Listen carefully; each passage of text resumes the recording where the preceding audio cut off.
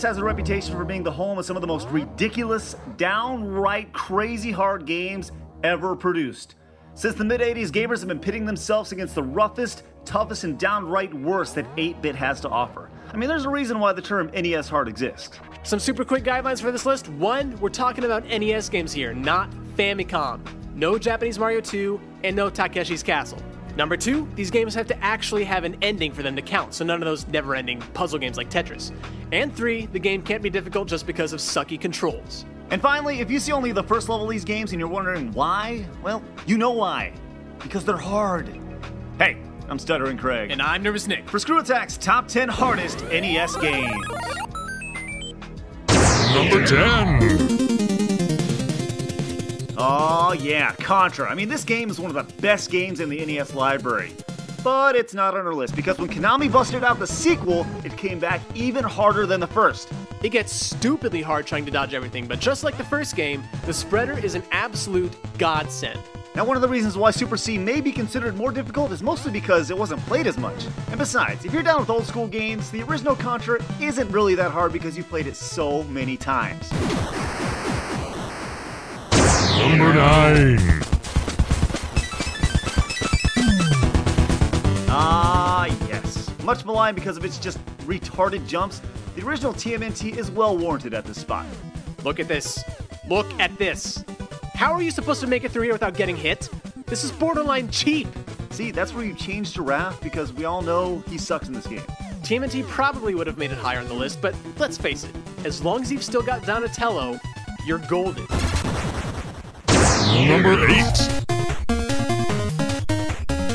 And here is your curveball. Now, most of you probably haven't heard of Battle Kid because it's a new NES game that was released in 2009.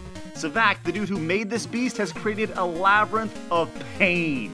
But in the Fortress of Peril, pain is pleasure. A throwback to platforming games like Mega Man, Battle Kid is a test of skill and is heavily based on memorizing patterns. Many people have attempted it, but so far, the least amount of deaths that we've seen for a first-time player is 49. And that's just to the first boss. Number 7. If there was ever a game that defined NES hard, Ninja Gaiden is it. Now you may think you know this game, and you may even be able to breeze through the first couple of levels, but eventually, sometime, Ninja Gaiden will catch up to you, and it will kill you. It feels like there's stuff just flying at you from all directions, and even though you have a life bar, you'll find that you fall into pits more often than not, causing you to die instantly. Stupid falcons. Fucking falcons. Number 6. A brief anecdote. When I was about 6 years old, my dad took me to Funkoland to buy whatever game I chose. I don't know what appeal I saw in the box for Fester's Quest, but test playing it at the store literally gave me a headache. This has to be one of the most tedious games in the NES library. I mean, you slowly walk around town shooting killer frogs in faces that give you power-ups. Yay! And your guns? Yeah, they're, pretty much useless there, buddy. And if you get hit by one of those bugs, you go even slower. A decade and a half later, and I'm still glad that I chose Captain Skyhawk. Number 5. One life. All you get is one life. I hate this game. Double Dragon 3 is clearly the most difficult game in the franchise, and even though you got spinning kicks and throws at your disposal, your best hope is just to pray that your spinning kick will work. But chances are it's not. Look at this! Oh, I get so much joy out of this. Double Dragon 3 borders very, very close on the control suck rule, but we're gonna let it slide simply because of how much rage Nick gets from it. Number 4. The Adventures of Bayou Billy. Okay, this game, it's not even fun. The Adventures of Bayou Billy is like 3 games in one. You've got a beat 'em up, a shooter, and a driving game. All of them suck. Well, yeah, it does have some pretty cool music, but that pretty much is the only thing cool about getting your ass beat by the first group of enemies in the game. We did a test at the HQ, and the average lifespan in Bayou Billy is like 51 seconds. That's retarded. Number 3. Hooray! I made it through the graveyard, past the town, through the fires of hell, into the castle, and defeated the final boss on my last life. Sure glad I don't have to go through all that again. You have got to be frickin' kidding me. Ghosts and Goblins, while one of the best games on the NES, is also one of the most aggravating, as yes, once you beat it, no, if you beat it, you have to play through the entire game again just to see this. That is dedication to your game right there. Yes, all those jumps and all those zombies a second time. Screw that.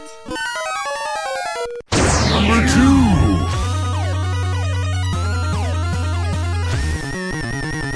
In a list all about difficult games, it's only inevitable for there to be a shmup somewhere, and yes, Silver Surfer is most definitely a shmup. Usually in shoot-em-ups your plane is fairly small and somewhat maneuverable, but let's examine Silver Surfer. The dude's surfboard is frickin' huge. How are you supposed to fit this through this while shooting these and avoiding those is beyond me. While you can choose to play multiple levels Mega Man style, this is the screen you're probably going to be seeing more than not. The death screen. One hit and you're here. Silver Surfer brought to his knees and sobbing. This game's so difficult, we often did the same damn thing. Alright, let's hit the old 8-bit recap before we get to number 1. Number 10, Super Seed. Number 9, Ninja Turtles. Number 8, Battle Kid. Number 7, Ninja Gaiden. Number 6, Fester's Quest. Number 5, Double Dragon 3. Number 4, Adventure of the Baby. Number 3, Ghosts and Goblins. And number 2, fucking Silver Surfer, man. It's number 1. Look, I don't care what anybody says. It is not humanly possible to beat Battletoads without cheating. It's just not. I've gotten to the final boss one time in my entire life, and it took me weeks just to get there. Then I died before I could figure out what I was supposed to do. The general rule is that playing games with your buddies makes them more fun. And then there's Battletoads. With 2 players, you'll just end up hitting each other half the time. Okay, this is just ridiculous. Here's the deal.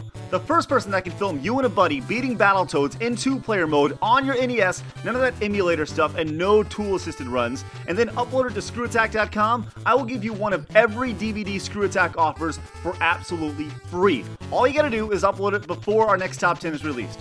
I'm sorry, I just don't think it's possible. By all means, prove me wrong, but Battletoads on the NES, by far the hardest NES game ever.